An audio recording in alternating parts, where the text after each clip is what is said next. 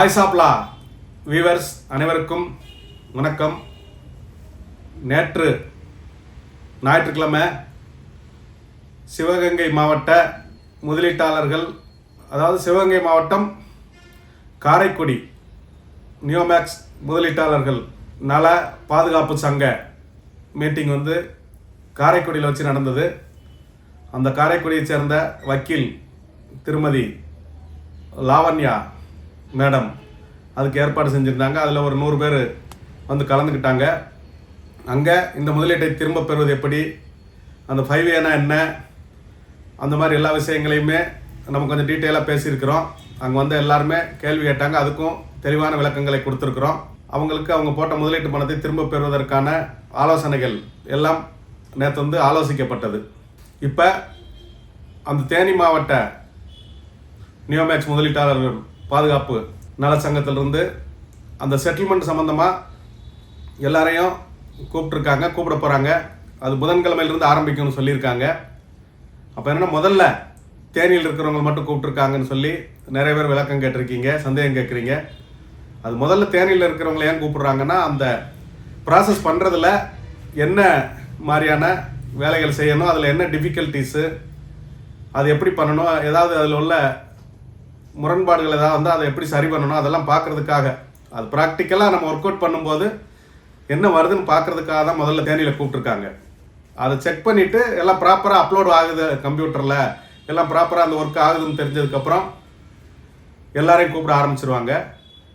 மேலும் என்னென்னா, எவ்வளோ முதலீட்டாளர்கள் இருக்காங்களோ எல்லாத்தையும் கூப்பிட்டு எல்லாத்துக்கும் வெரிஃபை பண்ணி செக் பண்ணி மொத்தமாக ஒரு ஃபார்ம் ரெடி பண்ணி டோட்டலாக ஒரே நாளில் தான் டிஆர்ஓட்ட கொடுக்க போகிறாங்க. அதனால் யாரை முன்னாடி கூப்பிட்றாங்க யாரை பின்னாடி கூப்பிட்றாங்கன்றதை பற்றி யாரும் கவலைப்பட வேண்டியதில்லை. பட் எல்லாருக்கும் முடிஞ்சதுக்கப்புறம் தான் டிஆர்ஓட்ட அந்த ஃபார்ம் போகும்.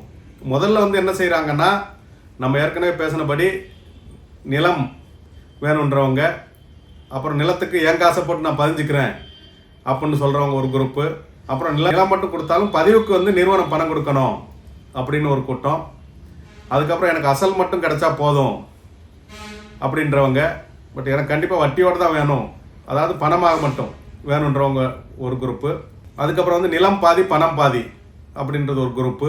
இந்த மாதிரி நிறையா பார்ட்டாக பிரிக்க வேண்டியிருக்குது. அப்போ அந்த இது 1 by 1 தான் நடக்கும். ஆனால் உங்களை செட்டில்மெண்ட்டுக்கு வரிசையாக கூப்பிடுவாங்க. நீங்கள் என்ன வேணுமோ உங்கள் தேவை என்னவோ அதை எழுதி கொடுத்துடலாம். அங்கே இந்த சங்கத்துக்காரங்க இந்த வேலையை செய்ய போகிறாங்க. ஆனால் நிறுவனத்தின் வக்கீல் அங்கே இருப்பாங்க, நிறுவனத்தை சேர்ந்தவங்களும் இருப்பாங்க. அங்கே அவங்க செக் பண்ணுவாங்க, நீங்கள் போட்ட பணம், அதுக்கு நீங்கள் ஏதாவது இடம் வாங்கியிருக்கீங்களா, இது வரைக்கும் மொத்த இடமோ பிளாட்டோ வாங்கியிருக்கீங்களா, நீங்கள் கம்ப்ளைண்ட்டில் கொடுத்த பணம் கரெக்டு தானா, அந்த பணத்துக்கு உங்கள் ஐடி நம்பர் என்ன, உங்கள் ஐடிக்கு பாண்டெல்லாம் ஜெராக்ஸ் இருக்குதா, அதெல்லாம் செக் பண்ணுவாங்க. அப்போ அது ஒரு நாளைக்கு ஒரு 50 பேருக்கு தான் பண்ண முடியும். இது பண்ணுறதுக்கு எல்லாருக்கும் பண்ணுறதுக்கு ஒரு 2000 பேருக்கு பண்ணுறதுக்கு 1 மாதமோ 2 மாதமோ ஆகுதுன்னா அதை மொத்தமாக எடுத்துகிட்டு அதுக்கப்புறம் உங்களுக்கு இந்த செட்டில்மெண்ட்டுக்கான அஃபிடவிட்லாம் ரெடி பண்ணணும். அது செட்டில்மெண்ட்டுக்கான அஃபிடவிட்லாம் ரெடி பண்ணி அதில் உங்கள் கையெழுத்து வாங்கணும். நிலமோ பணமோ எதுவாக இருந்தாலும், நிலமாக இருந்தாலும் உங்கள் பேருக்கு ரிஜிஸ்ட்ரேஷன் பண்ணுற மாதிரி தான் டிஆர்ஓவோ கோர்ட்டோ ஆர்டர் கொடுக்கும். அதே மாதிரி பணம் இருந்தாலும் அது உங்கள் பேங்க் அக்கௌண்ட்டுக்கு வர்ற மாதிரி தான் இருக்கும். அது சங்கமோ வேறு யாருக்குமோ போகாது. அப்போ நீங்கள் பேங்க் அக்கௌண்ட் நம்பரையும் கொடுக்கணும், ஆதார் நம்பரையும் கொடுக்கணும். நீங்கள் இது வரைக்கும் ஏதாவது பிளாட்டு இடம் ஏதாவது வாங்கியிருந்தால் அந்த ஆவணங்களையும் கொடுக்கணும். இதெல்லாம் செக் பண்ணிவிட்டு நீங்கள் கையெழுத்து போடணும். அதுக்கப்புறம் அந்த முதலீட்டாளர்கள் தரப்பில் வழக்கறிஞர் கையெழுத்து போடுவாங்க. அப்புறம் நிறுவன வழக்கறிஞர், நிறுவன தரப்பில் இருக்கிற அந்த டைரக்டர்ஸு இவங்கெல்லாம் கையெழுத்து போடுவாங்க. இதை எடுத்துகிட்டு போய் நம்ம டிஆர்ஓட்ட கொடுக்கணும். அந்த டேன்பிட் ஆக்டில் என்ன இருக்குன்னா, பிஃபோர் இன்ஸ்டிடியூஷன் ஆஃப் ப்ராசிக்யூஷன், அதாவது குற்றப்பத்திரிகையை நீதிமன்றத்தில் தாக்கல் செய்யும் வரை டிஆர்ஓ தான் எல்லா அதிகாரமும் இருக்குது. குற்றப்பத்திரிகையை நீதிமன்றத்தில் தாக்கல் பண்ணிட்டாங்கன்னா சார்ஜ் ஷீட்டு, அது ஆஃப்டர் இன்ஸ்டிடியூஷன் ஆஃப் ப்ராசிக்யூஷன் அப்படின்னு சொல்லுவாங்க. அது வந்துருச்சுன்னா நீதிமன்றம் டிஆர்ஓவை கன்சல்ட் பண்ணி உத்தரவு பிறப்பிக்கும். இப்போ இந்த கேஸில் சார்ஜ் ஷீட் போடாதனால டிஆர்ஓ தான் முழுமையான உத்தரவுகளை பிறப்பிக்க வேண்டிய அதிகாரி. அந்த சட்டப்படி, அந்த ப்ரொசீஜர் படி இது போகும். இது விருப்பம் இருக்கிறவங்க நீங்கள் உங்கள் விருப்பங்களை அந்த மனு மூலமாக கொடுத்தீங்கன்னா அதற்கான ஃபார்மேட்டெல்லாம் அந்த சங்கம் மூலமாக ரெடி பண்ணி அஃபிடவிட்லாம் ரெடி பண்ணி உரிய மெமோக்கள் எல்லாம் ரெடி பண்ணி டிஆர்ஓ முன்னாடி தாக்கல் பண்ணுவாங்க. அதில் டிஆர்ஓ பிறப்பிக்கும் உத்தரவை பொறுத்து உங்களுக்கு அந்த இடமோ பணமோ அது கிடைக்கும்.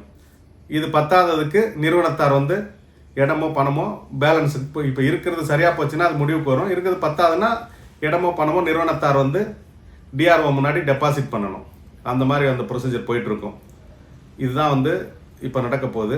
எல்லாருக்கும் முடிஞ்சதுக்கப்புறம் தான் டிஆர்ஓட தாக்கல் பண்ணுவாங்க. அதனால் என்ன முன்னாடி கூப்பிட்டாங்க, என்ன பின்னாடி கூப்பிட்டாங்க, என்ன இன்னும் கூப்பிடல, அந்த மாதிரி வந்து யாரும் கவலைப்பட தேவையில்லை. கடைசி ஒருத்தரோட ஃபார்ம் முடிகிற வரைக்கும் அவங்க கொண்டு போய் டிஆர்ஓட்ட கொடுக்க மாட்டாங்க.